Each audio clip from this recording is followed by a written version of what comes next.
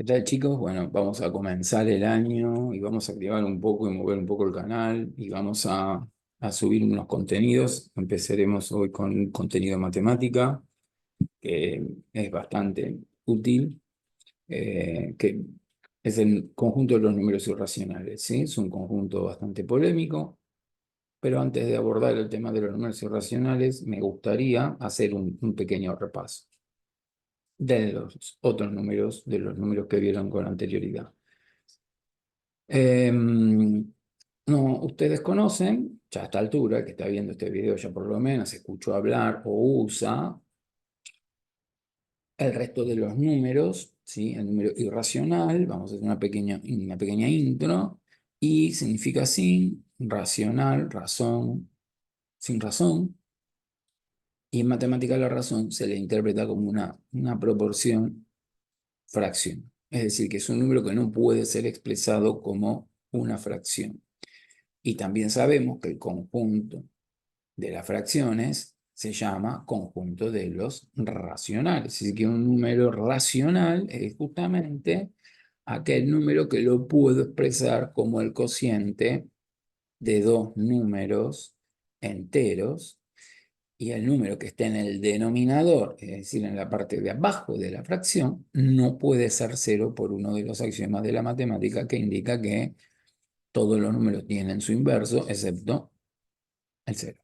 Entonces, 1/0 por el axioma correspondiente a, a la múltiplicas del producto no existe.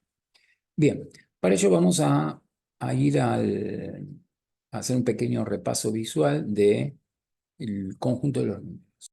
Bien, tenemos los números naturales, 1, 2, 3, 4, 5 hasta infinito. Tuki, tenemos los números enteros.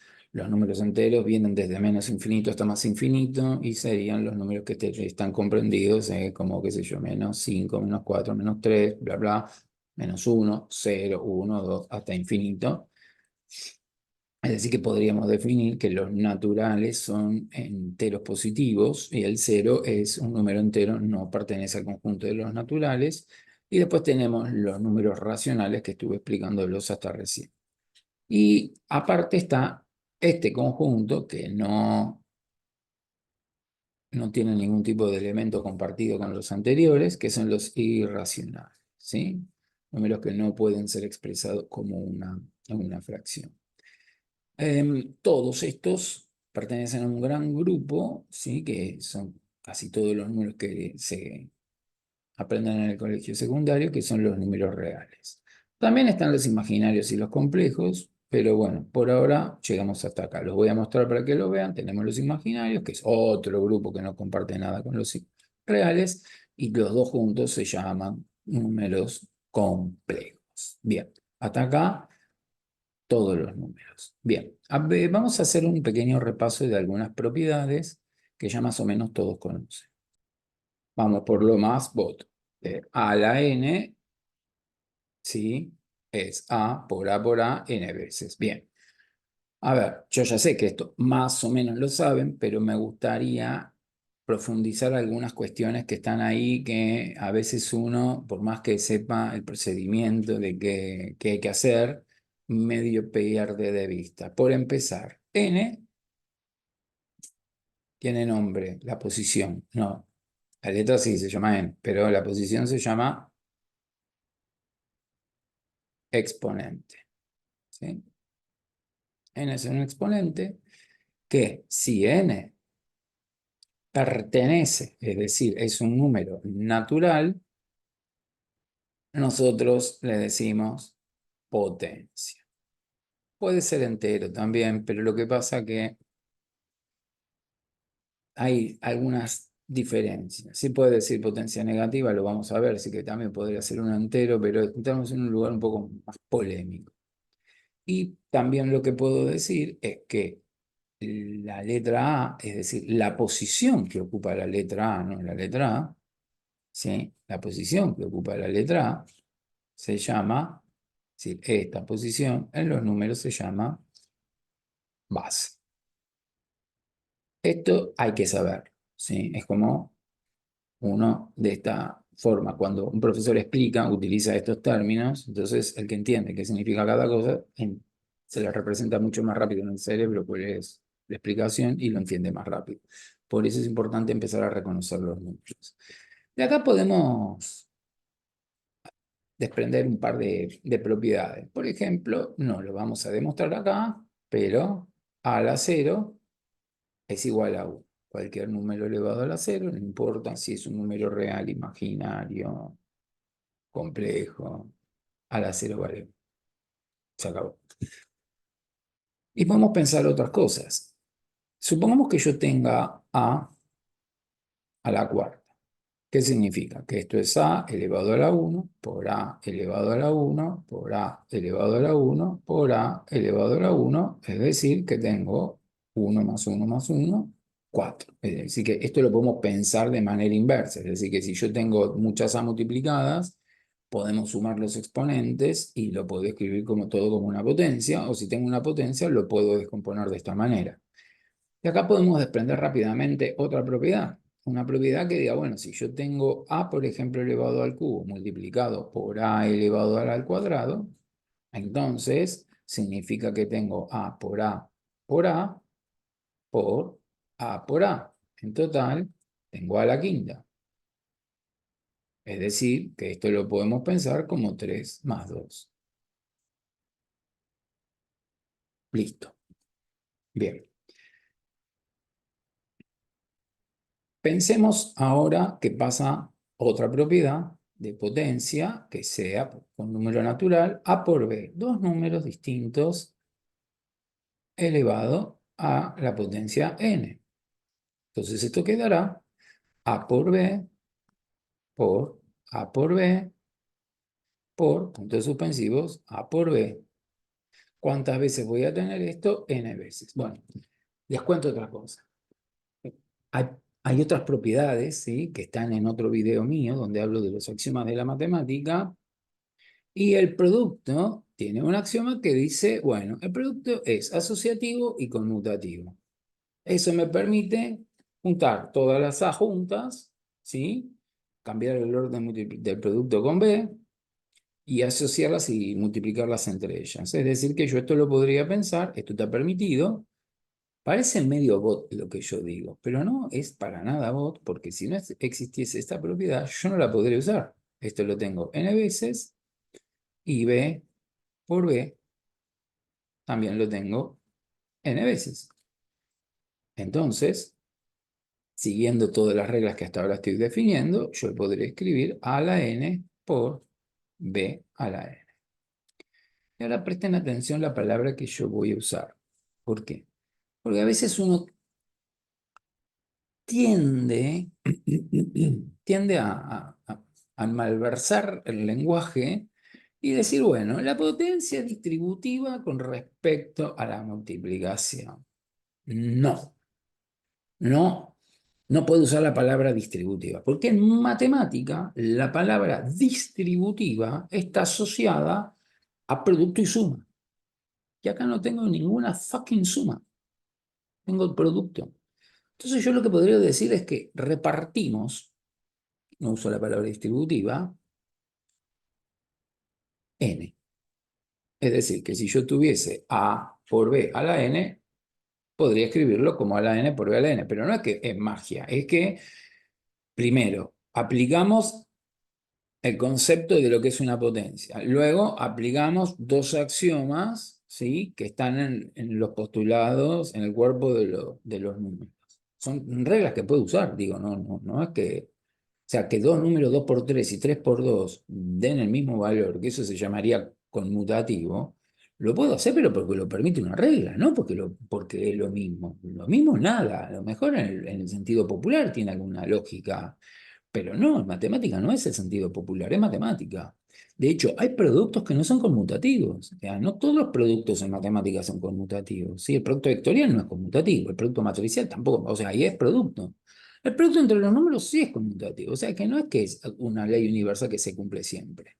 Se cumple en algunos lugares sí, en otros lugares no. Por eso, como uno siempre está trabajando con los números que generalmente cumplen con esto, uno lo da por sentado que siempre pasa eso. Bueno, no. No siempre pasa eso, entonces hay que tener cuidado.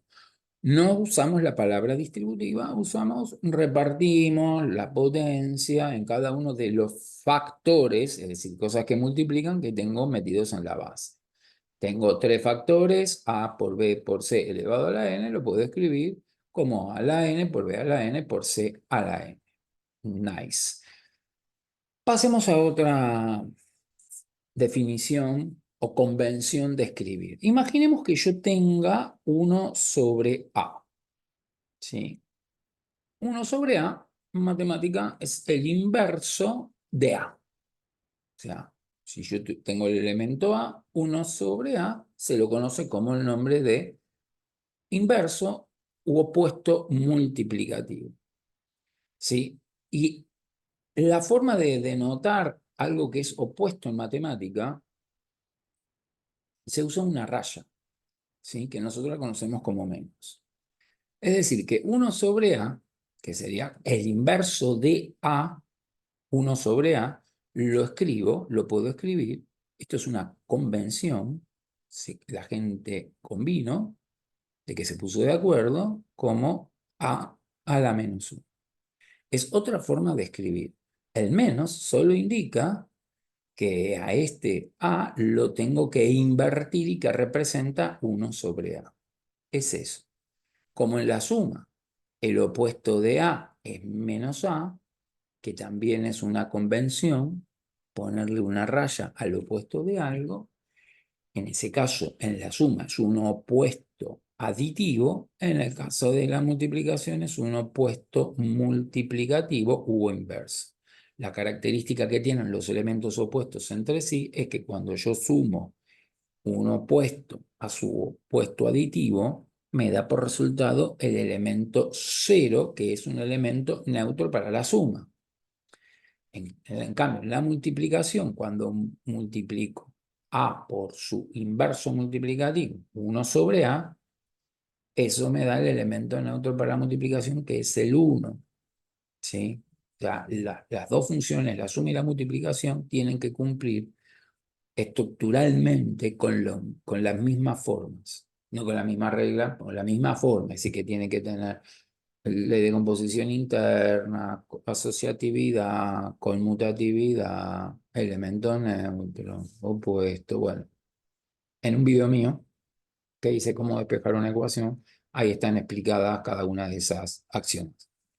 Acá solamente vamos a hacer referencia a que un 1 sobre a yo lo puedo escribir como a la menos 1. Es decir, supongamos que yo tengo, por ejemplo, 1 sobre a al cuadrado, esto lo puedo escribir como a la menos 2. Es decir, conclusión, 1 sobre a la n lo puedo escribir como a la menos n. Es nada más que eso.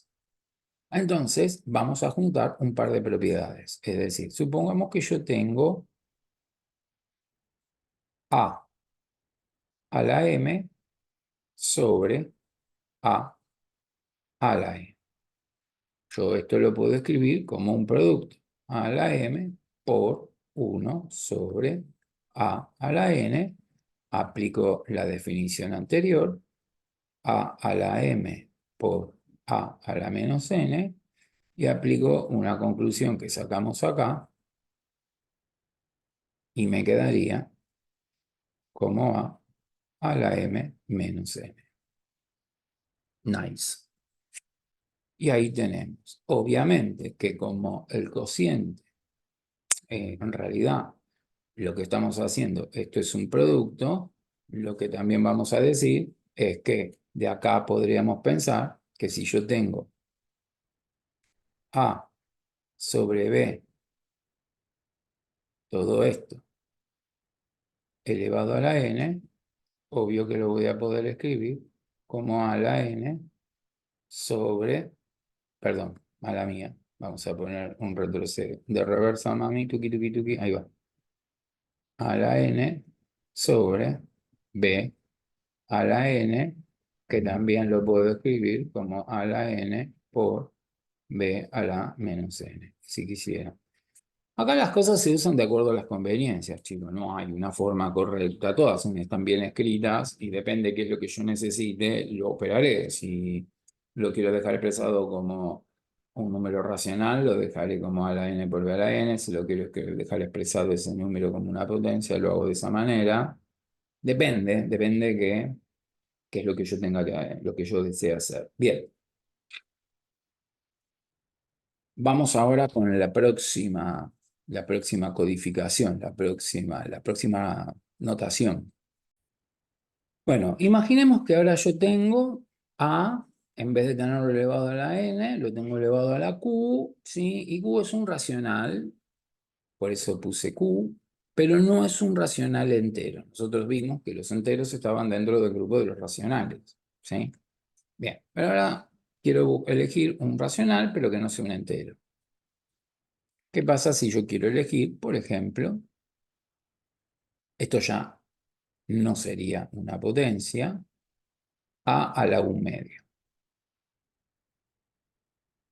Esto tiene su relación directa con una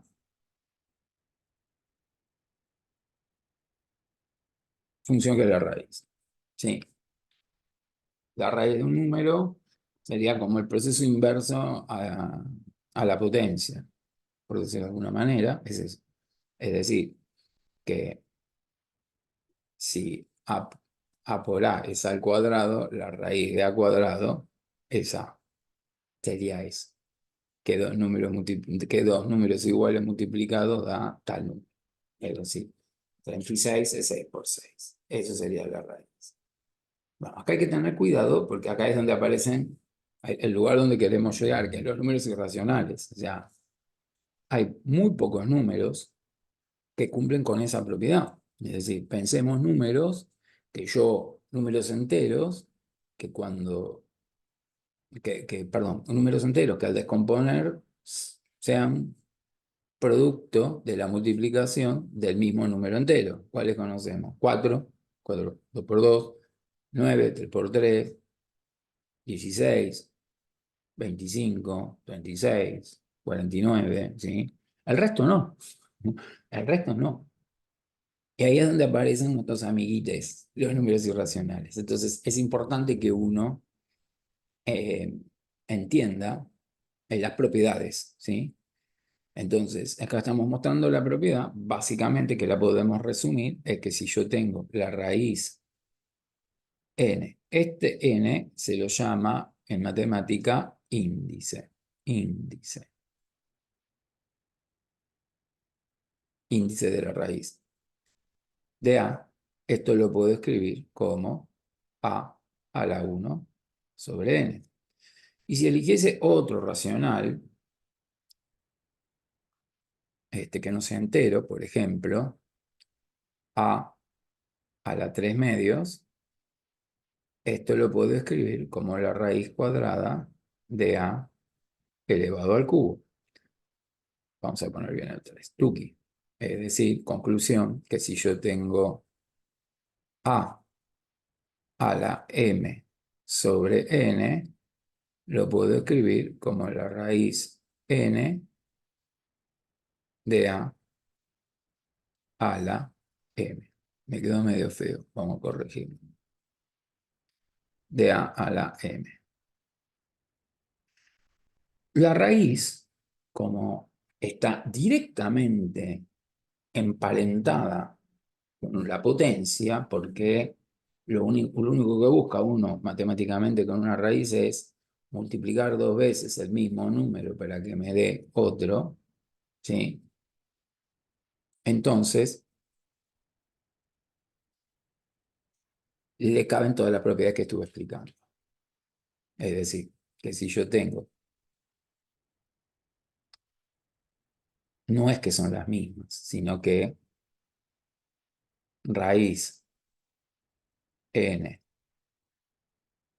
de a por b, esto lo puedo escribir como la raíz n de a por la raíz n de b. Y como la potencia, como el producto y el cociente también dijimos que es lo mismo. Entonces también le podemos aplicar la propiedad anteriormente descrita. Es decir, esto lo podemos escribir.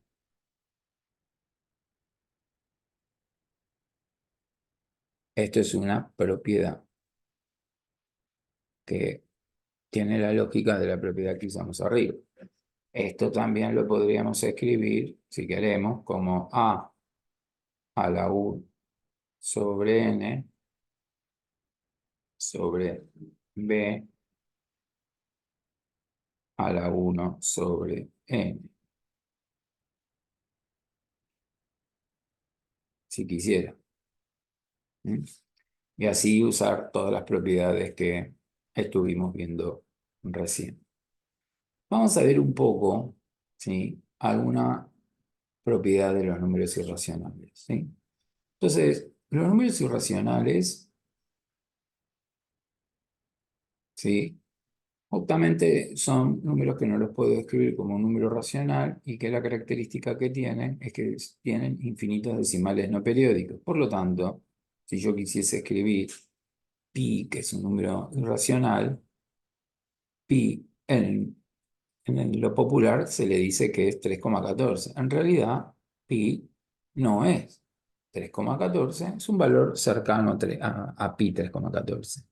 Cuanto más decimales le agreguemos a pi, más cercanos, perdón, sí, al número 3,14, cuanto más decimales le agreguemos al número 3,14, más cercanos vamos a estar al valor verdadero de pi. Obviamente que nunca vamos a poder escribirlo con números decimales, porque si lo pudiese escribir exactamente con los números decimales no sería un número racional. Se buscan, si en algún momento los números irracionales buscan algoritmos de cuántos decimales pueden tener algunos irracionales como pi, no, se han encontrado 1.000.000 y no tienen, es muy loco, y no tienen ninguna forma de repitencia. Entonces, como nunca lo voy a poder escribir exactamente el número irracional como un número decimal, se lo representan simbólicamente como pi, ¿sí? Otros números irracionales, que es el de Leonhard-Euler, phi, el de Fidias, raíz de 2, y acá empieza algo bastante, raíz de 3, raíz de 4 no, raíz de 5, raíz de 6, raíz de 7, raíz de 8. También son números. Te dan cuenta que hay muchos más números irracionales que números racionales. Ahora, ¿qué pasa si yo tengo un número irracional A pertenece a los irracionales y B pertenece a un número racional? Puede ser un entero, puede ser un natural o puede ser un número fraccionario que no sea entero. Bien, la respuesta es que A por B pertenece a los irracionales. Voy a mostrar un ejemplo. Si yo tengo acá el número en raíz de 8, yo lo puedo, usando el teorema fundamental del álgebra. El teorema fundamental del álgebra me dice que un número lo puedo expresar siempre como producto de sus factores primos. Sí, los números primos son los que son divisibles por sí mismos por 1 y por -1. Y por supuesto, por ejemplo, no sé, que no sea obviamente 2. 2 lo puedo dividir por 2 por -2 por 1 y por -1. Es primo. 3 lo puedo dividir por 3 por -3 por -1 y primo. 4, bueno, ahí ya no, porque 4 no solamente lo puedo dividir por 4, por -4, y por -4, por +1 y -1, sino lo puedo dividir por 2. Entonces 4 no es primo. ¿Sí? Entonces, 4 lo podría escribir como 2 por 2, que sí son números primos, es decir, 2 al cuadrado. Esto es lo que se conoce como el nombre de factorizar. 6, por ejemplo, lo puedo escribir como 3 por 2. También lo tengo factorizado de acuerdo al teorema fundamental del álgebra. Y 8 lo puedo escribir como 2 elevado al cubo. Entonces, lo que voy a hacer acá es poner que esto es la raíz de 2 elevado al cubo. Nosotros habíamos visto que la raíz cuadrada de un número, estamos buscando el factor que multiplicado por sí mismo me daría ese número. Entonces, 2 al cubo lo podría escribir como 2 al cuadrado por 2 a la 1. Puedo hacerlo, propiedades que estuvimos viendo, ¿sí? En la otra parte. También vimos una propiedad que me dice yo puedo repartir la raíz en cada uno de los factores. Es decir, que yo puedo poner acá la raíz cuadrada de 2 al cuadrado por la raíz de 2 elevado a la 1.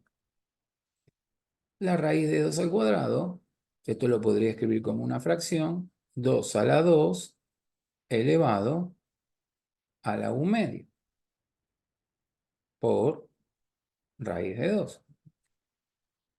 Esto quedaría 2 por raíz de 2. Es decir, que si yo multiplico un número que es un racional por un número que es un irracional, 8 es un número irracional. O sea que cada vez que yo aplico una raíz a un número, lo más probable, en el 90% de los casos, que me dé un número irracional, ¿sí? Porque todos los números primos, excepto el 1, son irracionales. Pensemos raíz de 11, raíz de 17, son todos números irracionales, no hay chance de que eso sea un número entero.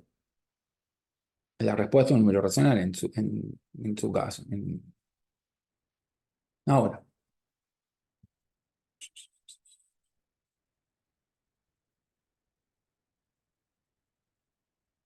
si yo tengo dos números irracionales, si A es un número irracional y B es un número irracional, cuando multiplico dos números irracionales, por ejemplo, raíz de 2 por raíz de 3, como tienen el mismo índice y usando la propiedad inversa de acá, me queda raíz de 2 por 3 igual raíz de 6. Tuki es un irracional. O sea, te dan cuenta que no importa cómo, si no sean los números que puedan, que salgan de los números enteros, de productos de números enteros entre sí, no. Hay otros números que no son enteros, que pueden también tener raíz. Sí, eso sí puede pasar. Por ejemplo, supongamos que yo tengo que el número A sobre B pertenece a los racionales y quiero saber si la raíz cuadrada de A sobre B es un irracional. Alejo un número no tan random que es 9 cuartos. Si tengo 9 cuartos, la raíz cuadrada de 9 cuartos, que no es un entero, pero como la definición de un número racional es que A pertenece a los enteros y B pertenece a los enteros menos el cero, entonces si lo pienso como enteros, aplicando la propiedad anterior, y acá me queda la raíz de 9, que la sí es un número entero, y la raíz de 4, que es un número entero, esto da 3 medios. Funciona, funciona, funciona. Vamos a agregar unas propiedades de potencia para terminar la clase y después hacer otros ejercicios un poco más complejos de todo esto. Es qué pasa si yo tengo a elevado a la n y esto elevado a la m. Entonces yo voy a tener a por n, puntos suspensivos, a por n multiplicado m veces, es decir, y después a su vez voy a tener a la n, a multiplicado n veces por puntos suspensivos, otra a multiplicada, así todas las saqué allá, n veces, y a su vez todo esto m veces. Vamos a poner un ejemplo con números para que no detonen. Supongamos que yo tengo a al cuadrado elevado al cubo. Entonces quedará a cuadrado por a al cuadrado por A al cuadrado, y al cuadrado sabemos que es A por A, por A por A, por A por A, diría un correntino, y esto da A a la sexta. Es decir, que cuando yo tengo el producto, perdón, potencia de potencia, esto quedará a la n por m, ¿sí? No es lo mismo que el anterior. Obviamente que si yo tengo una raíz m, raíz n de a, sigue la misma lógica que expliqué recién para la potencia. Esto es raíz de m por n de a. Es decir, que si yo tengo raíz cúbica de raíz cuadrada de a, esto es a raíz sexta de a. ¿Sí? También podríamos pensar que yo tengo a la 1/2 elevado a la 1/3, y que cuando multiplico 1/2 por 1/3 me queda a la 1/6, es decir, raíz sexta de a.